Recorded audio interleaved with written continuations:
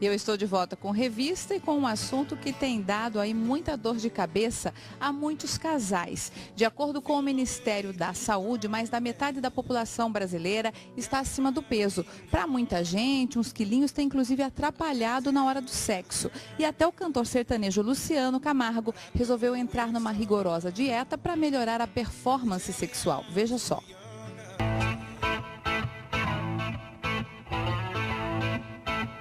Em guerra com a balança há anos, o cantor Luciano, que faz dupla com o irmão Zezé de Camargo, disse que agora é pra valer.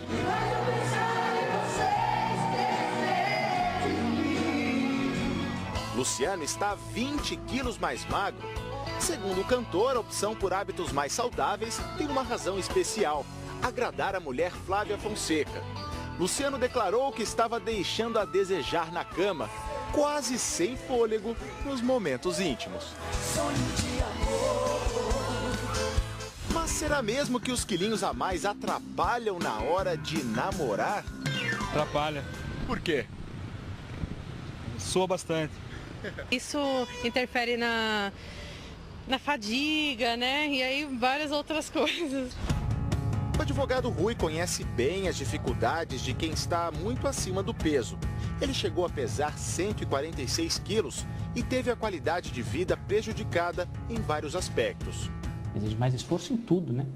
O peso, você está carregando um peso, é como você pôr um saco de areia nas costas e andar com ele o dia inteiro, né? E esse peso está nas costas, inclusive, na hora de namorar. Sim, também. Tudo, em tudo. Também nessa hora. Ainda segundo os especialistas, é preciso levar em conta os fatores psicológicos quando se trata do assunto. A obesidade e o sobrepeso podem provocar quadros de ansiedade e autoimagem negativa, o que é ruim para o relacionamento e para a felicidade da vida sexual. Esse sobrepeso nunca é bom, né? Em qualquer atividade sexual, física. A autoestima da pessoa também fica baixa se a pessoa estiver fora do peso. A boa combinação de alimentação saudável e exercícios físicos regulares é ainda a receita ideal para melhorar quase tudo, inclusive na hora da cama.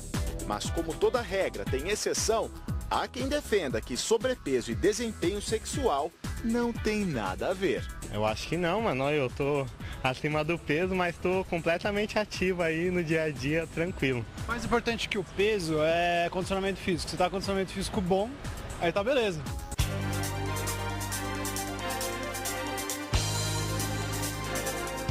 E para falar um pouco mais sobre esse assunto, eu recebo o médico Marcondes Costa Marques, que é cirurgião gastro, também a universitária Fernanda Teixeira e o psicólogo Luiz Guilherme Volpato. Boa tarde, obrigada pela presença aqui no Revista.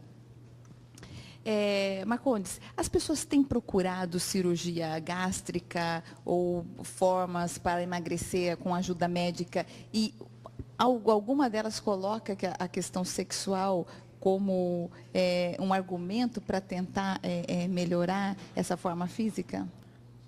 Olha, com toda certeza, né? Porque hoje existe uma procura pelo belo, pela beleza, existe um padrão de beleza que muitas vezes não é o mais saudável. Mas a obesidade interfere de várias formas de sexualidade da pessoa, né? Primeiro, as doenças associadas, como hipertensão, como diabetes, como dificuldade para dormir, que é a apneia do sono, né? Então, todas essas doenças associadas podem ser controladas ou melhoradas muito com procedimento cirúrgico ou com a redução de peso. E você tendo essas doenças acaba interferindo em todos os tipos de atividade. Isso acaba melhorando o desempenho sexual. Uhum. Uma outra coisa muito importante é a melhoria da autoestima do indivíduo, né? Então, você vê isso nitidamente. Lógico, não é uma resposta fácil, porque o indivíduo principalmente os operados, eles têm que ter um acompanhamento exatamente para ter as disposições de vitaminas devidas, proteínas, porque senão isso também interfere nessa questão sexual. O indivíduo não adianta perder peso e ficar do ponto de vista assim, de vitaminas, do ponto de vista metabólico, proteico, alterado. Que ele também vai ficar com déficit, que também vai ter problema, não só daí no desempenho sexual, em todo o desempenho físico aí dele. A cirurgia vai funcionar contra esse processo de melhoria. Luiz Guilherme, falando dessa parte psicológica, da autoestima, a autoestima às vezes é o que pega nessa questão de estar acima do peso? Bom, estar acima do peso, né, todas esses comportamentos atrelados que trazem, eles são consequências de um histórico que a pessoa teve desde quando começou a ter esse ganho de peso, esse peso excessivo, até hoje. Né? Então, acarreta diretamente na sua libido, acarreta diretamente, até, de formas orgânicas, né? Por exemplo, no caso do homem, existe uma grande produção de leptina que vai dificultar com que o seu hormônio seja produzido, o hormônio da testosterona, e também que seja aproveitado. Isso vai fazer com que ele se sinta depressivo, vai fazer com que ele tenha uma autoestima mais baixa, um sentimento de produtividade, de ganho muito menor. Então, a pessoa ela vai ficando cada vez mais para baixo. No caso das mulheres, também, e principalmente essa questão da autoimagem, como o Dr. Marconi falou, hoje cada dia é colocado de uma forma mais distante do patamar alcançável, fazendo assim com que a gente comece, por exemplo, vamos fazer amor com a luz apagada, e a gente começa a querer evitar ficar nu na frente do parceiro, a gente se enrola na toalha na hora que sai do banho, e uma série de coisas. Isso vai acarretando num distanciar, porque o sexo ele tem que ser uma coisa gostosa, tem que ser uma prazerosa, tem que ser uma brincadeira entre o casal. E quem que se sente mais incomodado quando está acima do peso, o homem ou a mulher? Bom, a mulher, sendo bem direto, é a mulher. Porque hoje existe uma certa aceitação em relação ao leve sobrepeso do homem. A competição entre as mulheres é um pouco mais apertada. Então, organicamente, a mulher com um pouquinho mais de peso, ela está mais saudável do que o homem. Aí a autocrítica da mulher também é maior do que a do homem? A indústria da beleza, ela é sempre muito mais pesada em cima da mulher. Tem muito mais produtos, a mulher ela se preocupa muito mais com isso. Então, ela gera, dizendo assim, tem uma concorrência muito maior do que o homem. Você concorda, Fernanda? A autocrítica de nós mulheres é maior? A gente é mais preocupada com isso do que os homens? Você fez cirurgia, já perdeu 45 quilos. Sim. Essa questão da imagem foi um dos fatores também, além da questão da saúde? Com certeza. Porque, que nem eles falaram, a autoestima da gente é praticamente tudo. E aí tem aquele padrão de beleza, né, que a gente quer ter, né, ou pelo menos chegar a ter, e aí muda muito. Com você já são 2 anos de cirurgia, 2 anos desse processo de emagrecimento. Você fez uma avaliação do antes e do depois, nessa questão de autoestima? Sim, com certeza. Melhorou? Muito, sem dúvida. E na hora do desempenho sexual também melhorou? Muda, porque daí você já, assim, você quer até colocar uma lingerie mais bonita, né? Coisa que antes você nem se preocupava porque você tem vergonha, né? Você quer, que o doutor falou, você quer se enrolar numa toalha ou às vezes nem procurar, não que você não tenha desejo, mas você tem vergonha, então você não. E o que te motivou a procurar a cirurgia? Porque eu era, até os 20 anos, eu era magrinha, né? E aí eu entrei numa crise de depressão, aí comecei a engordar, e fiquei com 130 quilos. De 55, 56 quilos, eu fui para 130 quilos. Desculpa. E aí eu fui vendo que estava na hora. Porque eu já tinha tentado outras formas de emagrecimento? Todas as formas possíveis, até com remédio, com tudo. E aí não consegui. E a minha irmã já tinha feito também, a minha irmã fez, deu tudo certo, foi tudo tranquilo. Aí você é casada? Sou. E o marido é magro ou é gordinho? Tem a barriguinha de cerveja, né? Mas é magro. Não, mas a dele é aceitável. A dele ainda não interfere no desempenho sexual. Não, nem um pouco. Agora, quem procura mais e coloca essa questão do desempenho sexual, da aceitação da sociedade ou de querer buscar essa autoestima? Os homens ou as mulheres que vão atrás de um... De uma forma geral, a beleza mais cobrada das mulheres, né? A forma física, isso na nossa sociedade ocidental é assim que se faz, né? Mas o homem começa cada dia mais vaidoso e ele também procura por causa disso. Uma coisa que eu gostaria de frisar aqui é que depois do emagrecimento, principalmente as pessoas que são muito obesas, existe uma modificação muito grande do contorno corporal, né? E há necessidade de reconstrução através de cirurgias plásticas, né? O paciente começa a cobrar isso. E é um grande problema para a sociedade atual a pouca acessibilidade do paciente, depois de 1 ano, 2 de cirurgia, ao serviço de cirurgia plástica, principalmente no sistema público. Então, isso é uma coisa que deixa muito chateado as mulheres e os homens também. Porque às vezes ele consegue a cirurgia da redução pelo sistema público, né, e não consegue. Sim, ele tem que retirar o excesso de pele da barriga, melhorar a aparência dos seios, às vezes plástica, de coxa, de braços, né? Isso é um processo longo e que muitas vezes é difícil o acesso, mesmo o paciente do sistema que tem convênio, acesso à cirurgia plástica. É uma coisa que preocupa. Quer dizer, não é fazer... Você fez? Pode falar no microfone para gente. Então, eu fiz plástica abdominal já, né? Pelo SUS, porque tem uma... assim, você faz a cirurgia bariátrica, aí você tem direito a 5 plásticas pelo SUS. Né? Eu já fiz a primeira, já tem 1 ano e meio já. Aí, em julho, agora, inclusive, eu vou fazer outra. E você gostou do resultado também? Sim, nossa, aí melhora mais ainda, né? Quer dizer, para o tratamento ficar completo. Isso, porque daí a pele fica, para você ter uma ideia, eu tirei quase 4 quilos de pele. Quer dizer, 4 quilos a menos só de pele. Nossa, então. Porque não adianta só você emagrecer e aquela pele ficar ali, né? Independente do braço ou da perna, né? Agora é uma questão também de uma reeducação toda, aí, atividade física, alimentação. A transformação do grande obeso, mesmo depois de operado, né, existe um acompanhamento que é nitidamente multidisciplinar. Né?